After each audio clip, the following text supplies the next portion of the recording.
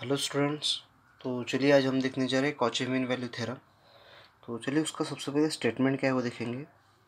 तो स्टेटमेंट में क्या दिया है देखते हैं। तो statement if F of X and G of X are, तो यहाँ पहली कंडीशन क्या आएंगी, F of X and G of X are continuous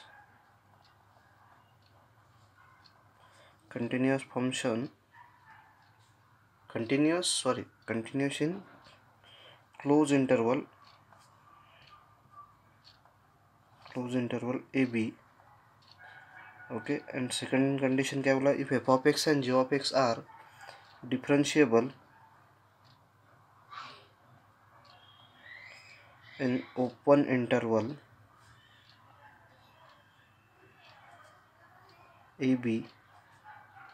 okay, और यहाँ थर्ड कंडीशन क्या दिया है उन्होंने, G dash of X is not equals to zero for any point of this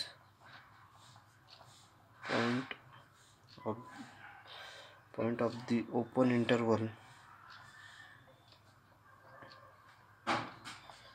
interval AB, then there exists at least one value, that is C belongs to open interval AB. Okay, तो यह statement दिया है, if F of X and G of X are continuous, first दिया continuous in close interval A B, and second में दिया differentiable in open interval A B. तो सबसे पहले मैं आपको एक बात बता देता हूँ कि यहाँ पे जैसे मान लीजिए ये ए बी पॉइंट है, अब यहाँ पे क्लोज इंटरवल ए बी कहा है उन्होंने, तो क्लोज इंटरवल ए बी मतलब क्या रहेगा, इन बिटवीन, इन दोनों के जैसे बीच में, ठीक है।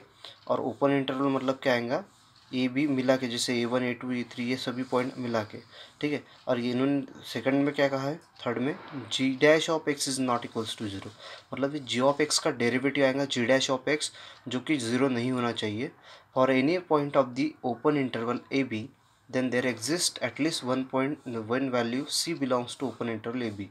मतलब सी क्या होगा, ये ए बी के बीच में होगा कहीं तो भी यहाँ पे, ठीक है। तो चलिए इसके प्रूफ की ओर बढ़ेंगे। तो आइए प्रूफ में देखेंगे क्या दिया है इसके। तो देखिए क्या कहेंगे यहाँ पे, consider a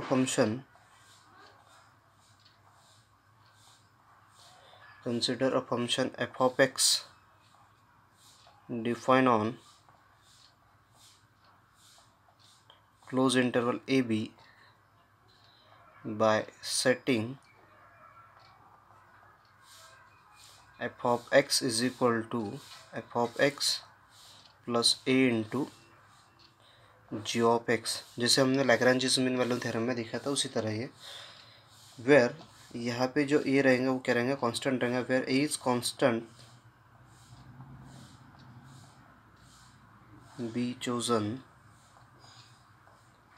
such that F of A is equal to F of B.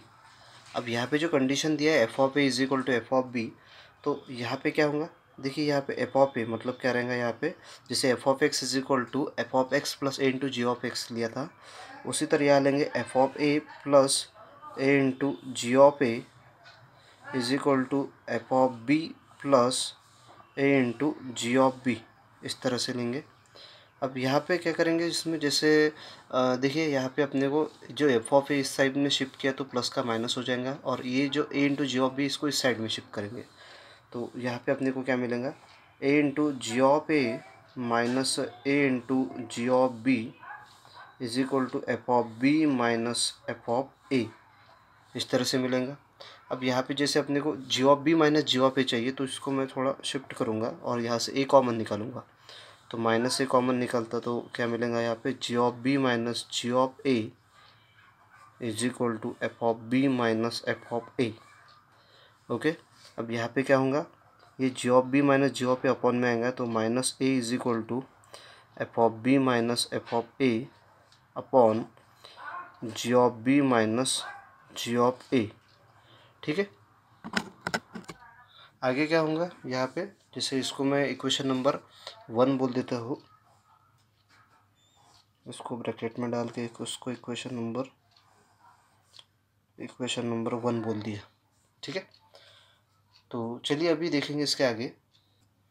तो उन्होंने अपनी कंडीशन जो दी थी पहली कि continuous in close interval A B, तो यहाँ पे बोलेंगे सबसे पहली जो कंडीशन थी F of X and G of X is continuous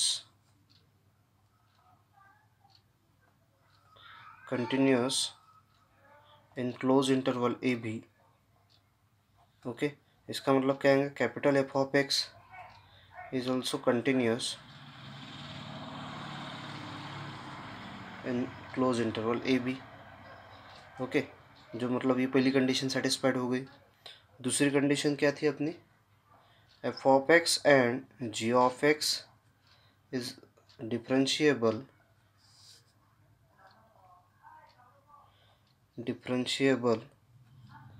in open interval AB, then capital F of X is also differentiable in open interval AB। Okay, जो third condition जो दिया था, थर्ड कंडीशन क्या था, यहाँ पे जैसे F of A is equal to F of B, जैसे यहाँ पे ये जो अपनी थर्ड कंडीशन थी, तो यहाँ पे इसको क्या बोलेंगे, F of A is equal to F of B, there exist at least one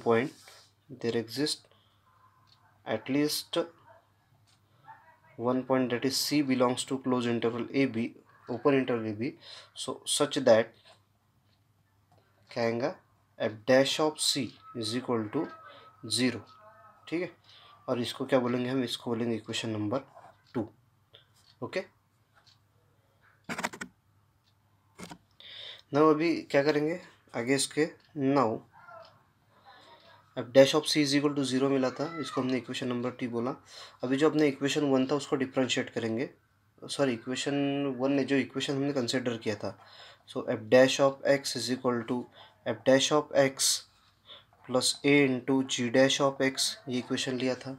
ठीक है, अब इसमें जैसे जो वैल्यू अपने को पॉइंट दिया सी, तो सी लेंगे, F dash of C is equal to F dash of C plus A into G dash of C. Okay, अब एफ डैश ऑफ सी कितना है, यहाँ पे 0 लिया था हमने, तो यहाँ पे बोलेंगे 0 is equal to F dash of C plus A into G dash of C, और यहाँ रीज़न देंगे फ्रॉम इक्वेशन 2। ओके, तो क्या मिलेगा मुझे यहाँ पे मिलता मुझे A into G dash of C is equal to minus F dash of C, ये मिलेगा। अब यहाँ पे क्या करेंगे, ए इज इक्वल टू, अब जी डैश ऑफ सी आएगा डिनोमिनेटर में, so minus F dash of C upon G dash of C. ठीक है, तो अब यहाँ पे उसको क्या करेंगे, तो minus A is equal to F dash of C upon G dash of C, इस तरह से मिलता है इक्वेशन। और इसको क्या करेंगे, पुट वैल्यू, अब ये वैल्यू जो हम इक्वेशन 1 में पुट करेंगे, so put value in equation 1, we get, अपना इक्वेशन 1 क्या था कि minus A is equal to F of B minus F of A upon G of B minus G of A था। तो चलिए यहाँ पे जैसे minus A is equal to क्या था, F of B minus F of A upon G of B minus G of A, ये था इक्वेशन 1।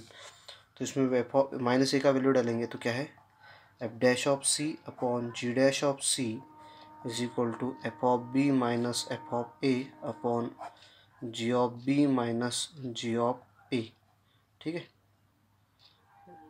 तो इस तरह से यहाँ पे अपना जो कॉची मीन वैल्यू थ्योरम ये प्रूव होता है। ठीक है।